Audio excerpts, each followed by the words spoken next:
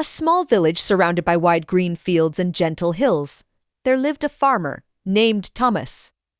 People in the village called him the farmer father, not only because he had 3 children, but because he cared for the land, the animals, and even his neighbors as a father would care for his own family. His hands were rough from years of work. His face was darkened by the sun, and his eyes were calm and kind, like someone who had learned many lessons from the earth. Thomas woke up every morning before the sun rose, while the sky was still purple and the birds were only beginning to sing. He would sit on the edge of his bed, say a quiet prayer, and thank God for another day. Then he pulled on his old boots, worn but strong, and stepped outside to greet the farm. The farm was not large, but it was alive. There were rows of wheat that moved like waves when the wind blew. There was a small orchard with apple and pear trees, and a wooden barn where cows, goats, and chickens lived. Thomas knew every corner of the land.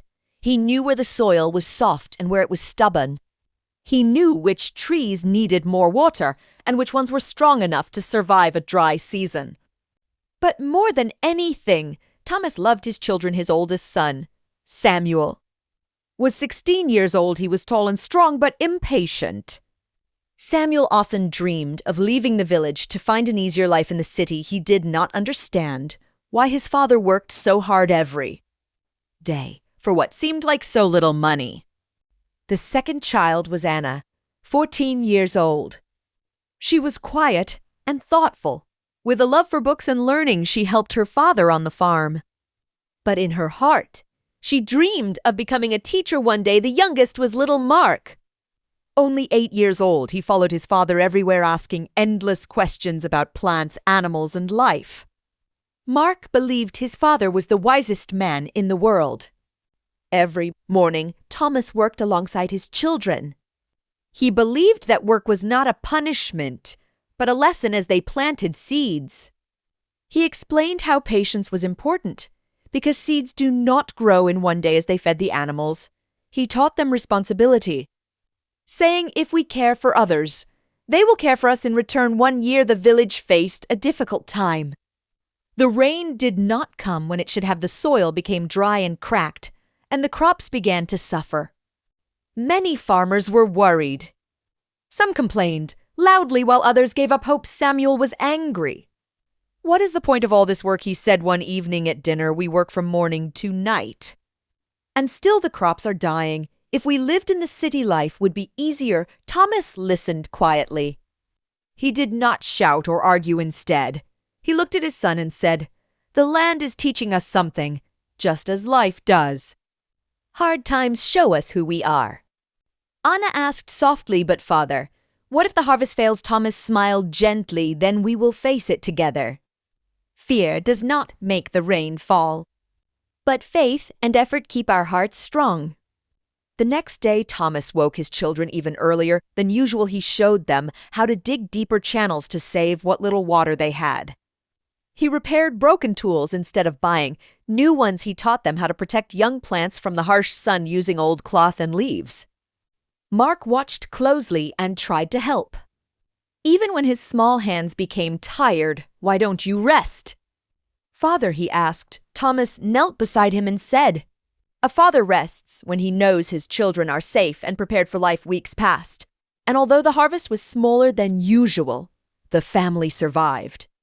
While other farms lost everything, Thomas's careful planning and hard work saved enough food for the winter. One cold evening, a neighbor named Mr. Lewis came to their door. His crops had completely failed, and his family had nothing left to eat. Without hesitation, Thomas shared his stored grain and vegetables. Samuel was shocked. "Father, if we don't have it for ourselves." Thomas replied, "Food can be shared, but kindness grows when you give it away." That night, Samuel could not sleep. He thought about his father's words and actions. For the first time, he realized that strength was not only in muscles or money, but in character. The following spring, rain returned to the village. The fields became green again, and hope filled the air. Samuel worked harder than ever before, not because he was forced to, but because he understood the value of the land and his father's lessons. Anna began teaching the younger children in the village how to read and write using what her father had taught her about patience and care. Mark continued to follow his father, learning every skill with pride. Years later, Thomas grew older.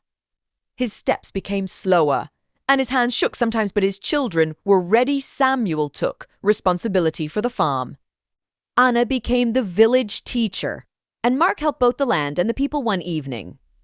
As the sun set over the fields, Thomas sat with his children and said, "A farmer does not only grow crops, a farmer grows people, values, and the future." The children understood then that their father had given them more than food and shelter. He had given them wisdom, strength, and love lessons that would last longer than any harvest and sow. The farmer father's legacy lived on, not only in the land he cared for, but in the hearts of his children and the village that respected him.